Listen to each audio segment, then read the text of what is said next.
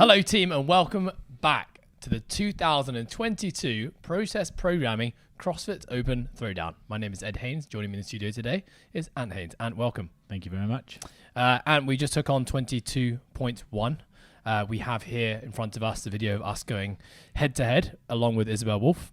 The goal now is to provide you guys with some thoughts on the workout, some useful strategy and tips to help you execute and crush your first attempt and every other attempt of 22.1. Quick thank you to our sponsors popping up on the screen here. Really appreciate you guys and your support making these videos happen, making these videos possible, and everything we do here at the Process Program possible. Thank you very much. Let's get straight into it. Before I start the video, and general thoughts on the workout. General thoughts were it was very inclusive, much like last year's open first workout. So the wall walks, a lot of people can do them. Dumbbell snatch, people can grind through them. Box jump over, pretty much everyone can do them as well. So super inclusive, longer time domain. So it's going to be more of like a bottlenecking of aerobic for the higher athletes or the higher skilled athletes. It's going to be more of an aerobic bottleneck. And people who may be just lacking in the box jump over, wall walk, and dumbbell snatch, more of a bottleneck of maybe specific movements, but a nice long workout to start, fairly low skill. Yeah, I think the biggest thing for me as well, on top of everything you just said, was the fact that there are two new standards. Number one, a standardization of the wall walk. Love it or hate it, I actually think it's a good thing for evening out the playing field. It doesn't necessarily advantage shorter athletes who have less distance to go. Or even though you may argue that's all relative. And of course, the step down on a box jump, we've never seen that. Interesting to see why they've done that. Perhaps they're taking more of a health perspective, especially with mass participation at this point in the season. But I do think that change in the box jump standard it basically takes out a potentially very big separator in the workout. When you look at the movement selection, low rep schemes, lots of rounds, in the wall walk and the dumbbell snatch, it's kind of hard to have another gear in terms of speed. Even the fastest wall walkers and dumbbell snatch, it's a relatively slow-ish movement. Yeah. And then, the box jump over for high-level athletes who have the ability to rebound with high volumes. I think those guys and girls are almost missing out on an opportunity to separate themselves from the rest of the leaderboard. But at the end of the day, it still makes it even for everyone. So, yeah, but I think what you will see is on the leaderboard, towards the top of the leaderboard, there's going to be very little separation. It's going to be kind of a small spread of 1 to 5 reps, perhaps, when you look at the top 50 to 100 in the world. So what that really means is that if you're looking to have a competitive score in this workout, every single rep counts. Yeah. If you can get back to the wall, get a wall walk, or get that extra box jump or dumbbell snatch, it will make a significant difference on the leaderboard. Okay, let's get into watching myself and Izzy get after this workout. What we're going to talk about as we're going through this is we're going to break down the individual movements of the wall walk, dumbbell snatch, box jump over, some things to think about. And then we'll conclude by talking about pacing and strategies, some things to think about there. And then finally, we'll just talk very quickly about warm up and what you need to think about in warming up this workout. Starting in 3, 2, 1. I think the very first thing to think about, as with last open and quarterfinals, is just that you have very specific layouts and setups of the room. So make sure you read in detail where the lines need to be, measure them up properly. Remember, the whole idea here is to create fairness and equality throughout everyone doing this online workout. So make sure your box, your dumbbell, all that kind of stuff is set up. Things to think about as well in your warm-up. So when you're actually going through this workout and practicing it, actually make sure you're filming your warm-up as well, just to make sure that you have the camera set up and you can get everything in shot, because you don't want to have to worry about that kind of stuff when the actual workout starts. Okay, and let me ask you, because I think what we have here is we have 3 different ability levels. We've got Ant in the middle, who is, a CrossFit game level athlete who is looking to push semifinals and the CrossFit Games this season. You have probably 2 civilians in the way in the shape of myself and Isabel, who, have been doing the sport for a long time. I would say can execute movements with a decently high level of efficiency, and are training 5-6 days a week and have been doing so for many, many years. So just to kind of put some perspective in it, of course, if you want to look at other elite athletes, you've got Danielle Brandon, Bethany Shadburn, Velna, and Noah Olsen to watch as well, just for score comparisons. So hopefully this gives you a bit of a spread in terms of different strategies and how to attack it. And what were you thinking in terms of how you want to actually attack this workout? Did you have a strategy in mind before the start? Honestly, I think it's obviously without it goes without saying is you just got to keep moving this workout, and you got to find a strategy which allows you to just keep chipping away at the movements. Of course, if you're looking at this workout thinking I'm going to go unbroken, predominantly on the dumbbell snatch, then you got to pick a pace on the wall walk and pick a pace on the box jump over, and in the transitions that allows you to do that. I think a lot of people will try go out a little bit too hot, and then the dumbbell snatch will start to suffer because it's a heavier movement. Similarly, the wall walk might start to sap away at them a little bit. But my strategy myself was kind of just to throttle back a little bit in the first few rounds, and then kind of just try and hold on. It wasn't too much of I want to hit 90-second rounds or 75-second rounds. It was just I know it's going to start to eat away at me when I get towards that 8-9 minute mark, and it's just enough grit to be able to hold on and push through those final rounds, really. Yeah, it's always a deceptive workout, this, because you can kind of do one round and think, oh, that's actually not too bad. But I think just the sheer volume that you actually do accumulate over 8, 9, 10 plus rounds actually can start to catch up with you. Yeah. So for me, it was actually very useful having Noah and Velna and the ladies actually do it, because it gives me an idea of what kind of round time would these guys actually operating at, and we'll give you guys and share some kind of splits in terms of what you need to be hitting each round to get a certain score. And then essentially from there, what I'm doing is I'm working backwards from there. Well, if this is the ability of a high level CrossFit Games athlete, where am I relative to that person? It's unrealistic for me to pick a pace that's the same round pace as them, even if it feels good in warm up, because I'm probably just not going to be able to sustain it. And I think that is always the beauty of comparison and seeing other people that have done the workout, because you can kind of use this to basically create a strategy for yourself. For most people, I would say, honestly, try to pick a pace that you can sustain for the majority of this workout. Some people may argue, start a little bit hotter, hold on, and expect a bit of a drop off. For me, I always try to stay away from that a little bit, because the moment that your pace starts to drop off is where basically you start to cross that threshold where it becomes unsustainable. And for me personally, I just don't want to put my body in that state to make a workout unsustainable and hurt that much. I don't want to hurt that much. I'd rather the hurt come in, the final 1 to 2 minutes of this workout, and that's probably enough for me to hold on. So, in my warm-up when I'm doing this workout, and I did a round at a pace that I thought was conservative.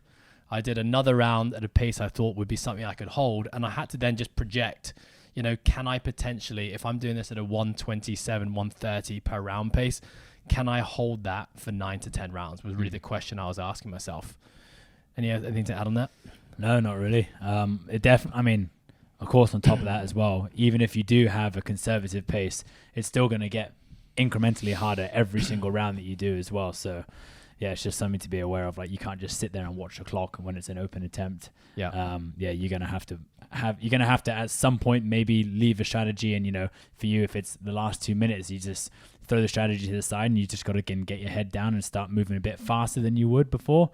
Or maybe you've gone a second or two off that, you've gone over it a little bit, and then now you just got to dig deep a little bit. I think 99% of people get to that stage. I mean, Noah Olsen was a great example. He probably started too hot, but then Patrick Vellner had, at the end of it, he could kind of push again, and he basically kept like negative splits almost throughout the whole thing. Yeah, I think, when you actually look at the movement selections themselves, in a lot of these movements, it's going to be hard to create another gear to move faster. And okay, maybe you can move through a wall walk a little bit faster. I'm talking about probably the higher level CrossFitters right now.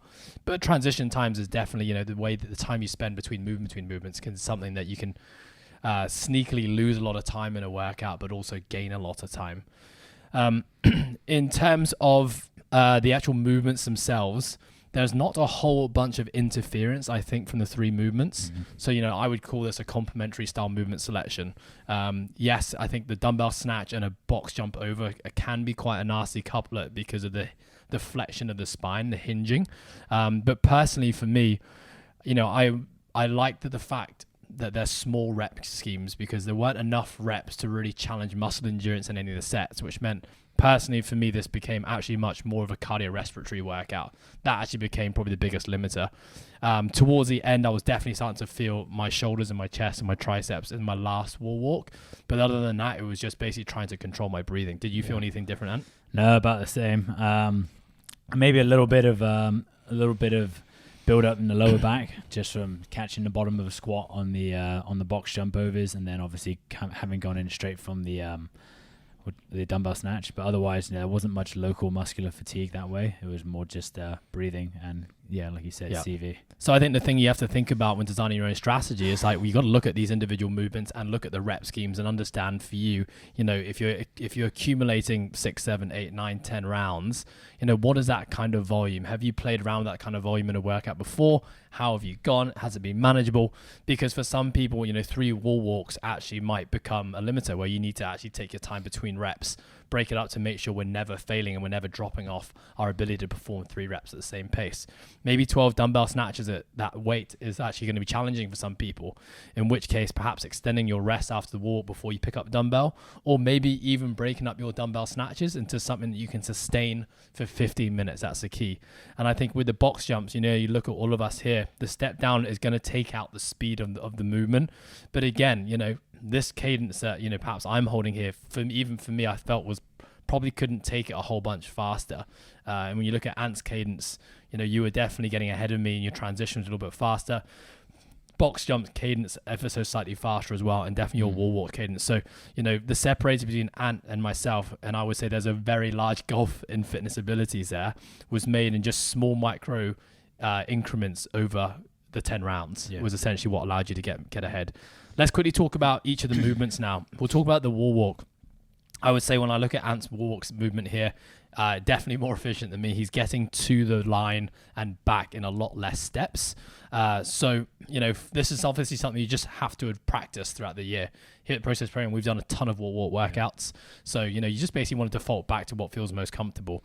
But, what I will say is you get to that line in less steps, that's a very big advantage. Yeah. Just a simple technique cue is eyes looking towards the wall is going to help you maintain a little bit more trunk tension and stop you dropping into an extended position. So as soon as you peel yourself off that floor, make sure you're looking back towards the wall where you're going. That's going to help you maintain a better spine position. Yeah. And I would say, one movement that you cannot afford to get a no rep on in this workout is going to be a wall walk, simply because the amount of effort taken to execute one rep is quite significant, and the time taken to execute an additional rep if you do a no rep is just very, very costly. Anything to add?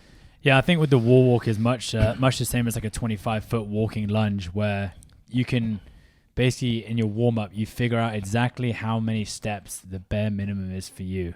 Even if you are absolutely knackered at the end of a 15-minute workout like this, what's the bare minimum that you're going to do every time? So for me, if I watch my very first wall walk to my very last wall walk, it's always the same. I kick up, like you said, I look at the wall, my right hand leaves first, my right hand touches the line first at the back, left hand quick tap, and then move back down with 3 steps. So it's 4 steps back, 3 steps forward, and that stays the same every single time. If you have confidence in that movement, that takes a huge amount of pressure off you.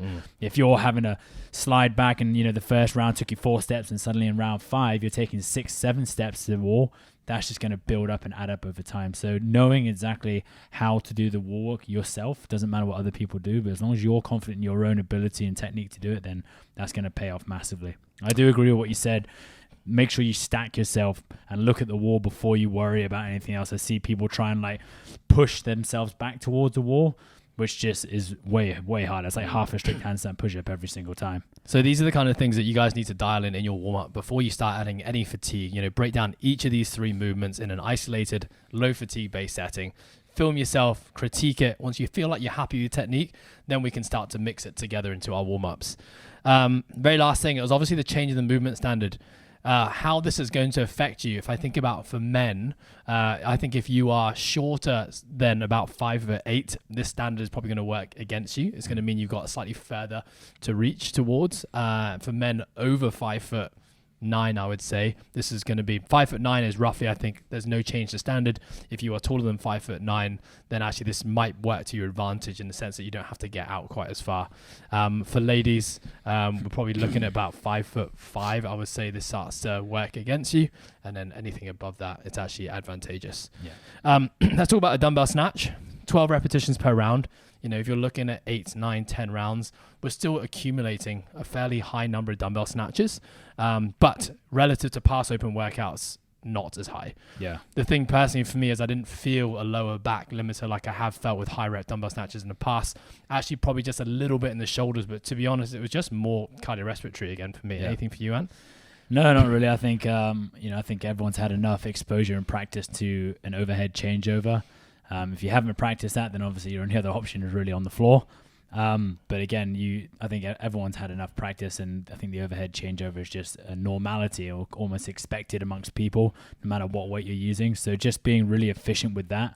Like you said, if you're poor at moving on a dumbbell snatch and your legs are basically locked out and you only hinge at the hips, then you have a possibility of localized fatigue through the lower back, almost like I do there. But if you can bend the knees a little bit, then it gives you just a little bit more to give throughout the rest of the workout for the 15 minutes. But otherwise, no, dumbbell snatch is, again, just you're breathing heavy through it.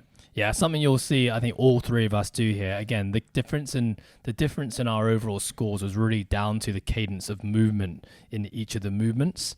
But you'll see pretty efficient transitions between each movement. Yeah. When you have movement selections like this, which we would call a complementary movement selection, each movement is somewhat different, not getting a whole bunch of interference in terms of muscle groups between all the three.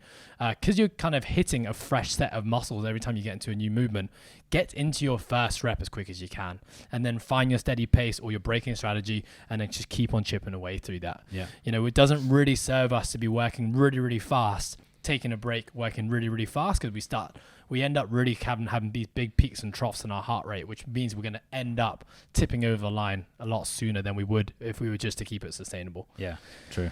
Let's talk about box jumps. So obviously the step down standard, hopefully people have been practicing this. I would say the majority of the world will probably use a step down technique.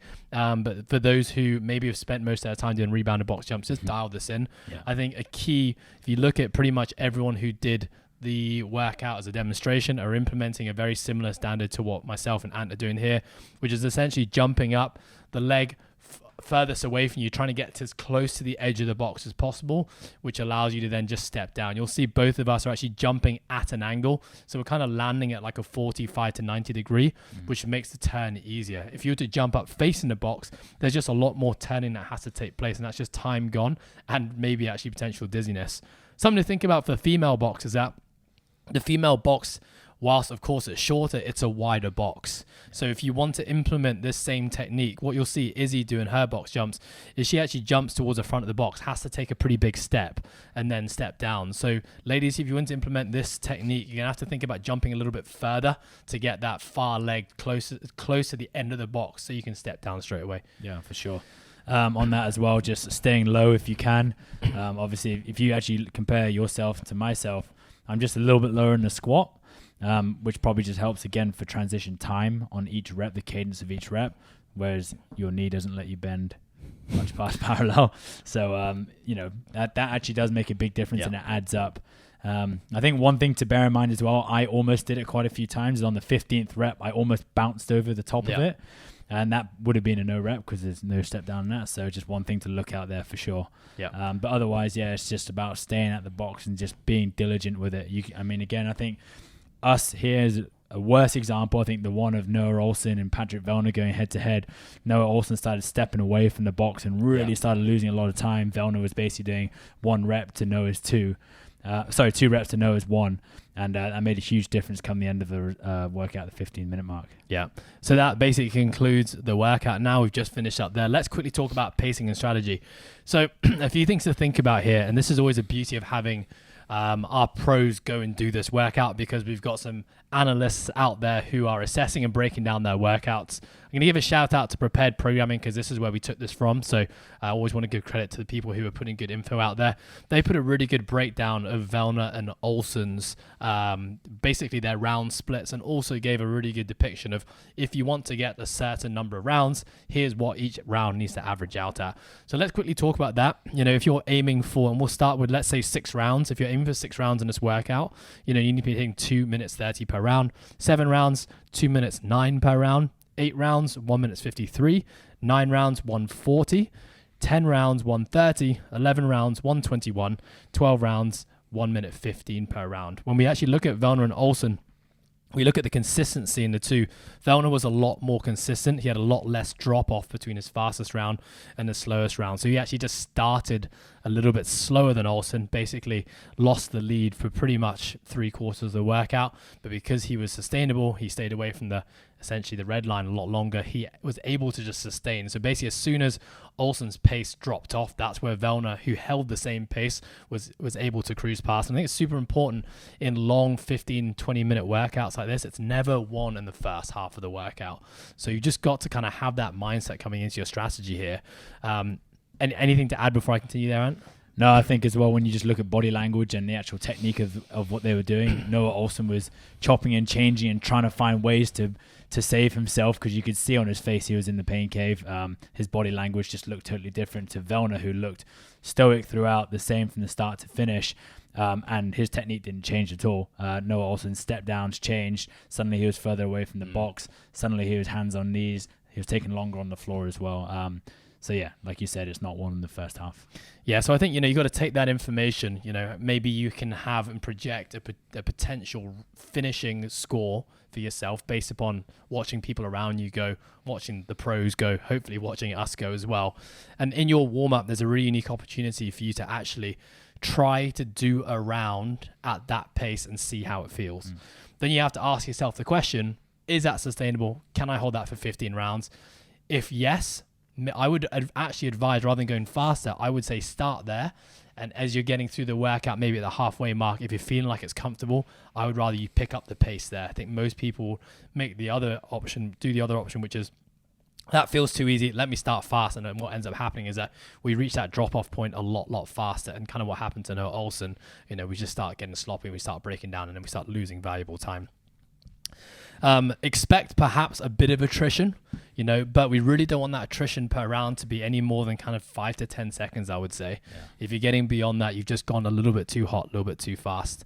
In terms of how you maintain that tempo, personally, I'm not a fan of staring at the clock because I just find it another distraction. So I try to kind of have like just a feel per round. So when I take myself through that warm-up round, I'm like counting, okay, I'm taking 4 slow steps between the wall walk before I pick up the dumbbell snatch. I'm putting the dumbbell down, I'm taking 2 steps, I'm going smooth through the box jumps, I'm walking slowly back around. I try to go a lot more based on feel versus, creating another stress and having a clock. And have you got any advice on that? Yeah, I'm not a fan of clock watching unless it's like I'm trying to hold 90-second rounds or whatever it might be. So in this case, it was, definitely much more by feel. And as you said, I was expecting a little bit of attrition to kind of creep in towards the end, which it did. And then, that's just kind of where your grit comes into play. Yeah. Very last thing, let's talk about warm-up and how we would prep for this. We're going to start by talking about the positions that you need to be able to hit for this workout. If you think about the wall walk, the position we really need to hit is to be able to stack 2 arms in our overhead position. So what comes into play there? We need to obviously address shoulder flexion, so be able to basically get the shoulders as close to the ears as possible. But remember, the thoracic has a big part to play in that as well. So we're looking at opening up the thoracic. From a movement perspective, when we'd start the warm-up by just doing some movement prep work, basically getting the joints and the tissues into the positions that we want before we start getting into any specific warm-up. When we think about opening up the shoulders, like anything like where we're hanging from a bar, if we're doing some release work, I would get into things like the lats and the pecs and the subscaps, maybe perhaps the scaps. And then, going through anything like kettlebell windmills or on a bench, any like thoracic pullover type drills. And then you typically do to open up that rib cage and open up the overhead. When we look at the dumbbell snatch, we're also looking at the single arm overhead position. If you'd have addressed the double arm overhead position, you should have no problem being able to put a dumbbell in the overhead position. So that's kind of a kill 2 birds with 1 stone. Obviously, you need to prep your hinge position. So the hinge and hip flexion is going to be important for both the step overs or the jump over, and the dumbbell snatches, because you're going to need to be hinging through the spine and the hips, and obviously for the step down on the box jump, that's actually the hardest bit. You actually need range of motion and ability there to have one leg essentially high up on a box and the other leg lunging laterally. So just make sure you're opening up the adductors, things like Spider-Man stretches or anything you typically do, and just open up those positions first. Where I go from now after dialing in the positions is I would then just work through these 3 movements in an isolated fashion, like we talked about, really working on addressing technique and efficiency, making sure you're comfortable with the movement selection you decide to go with. And then the last thing we do is actually put this all together, making sure, something that I probably didn't do, I think you did quite well, is just really focus on warming up the aerobic system. Like, you need to be breathing, you need to be hot, you need to be sweaty before you get into this. You don't want to go from 0 to 100 when the workout starts. So what you could do potentially next is actually sit on a bike or a rower and just kind of like do some 2 to 3 minute or 1 to 3 minute incremental sets where you're getting a little bit harder each time, get nice and sweaty. And then, of course, a really important part, the last thing in your warm-up you need to do is just to go through one round of the workout. I went through that 1 or maybe 2 to 3 times before I finally found a pace that I was happy with. Rest a couple of minutes and I hit the workout. And anything to add? No, nothing to add at all. Just have fun, I guess. It's been a long year, especially for those in Hong Kong as well. The rest of the world, I'm sure other people were in lockdown for this open. So if you have a community around you, enjoy it, and have fun. Awesome. Nothing to add on top of that other than, guys, enjoy it. It's the first week of many for those looking to progress to later rounds. Remember, we got plenty more time, plenty more workouts ahead of us. Those who are doing the CrossFit Open, who are signed up to it in the process program community, make sure you add the hashtag, the process programming, so we can track you on that global leaderboard. And of course, if you're doing a throwdown, make sure you've put your scores into the throwdown page on Warmup. To everyone else who's not a part of the process programming, best of luck to you. Have fun, and we'll see you here next week.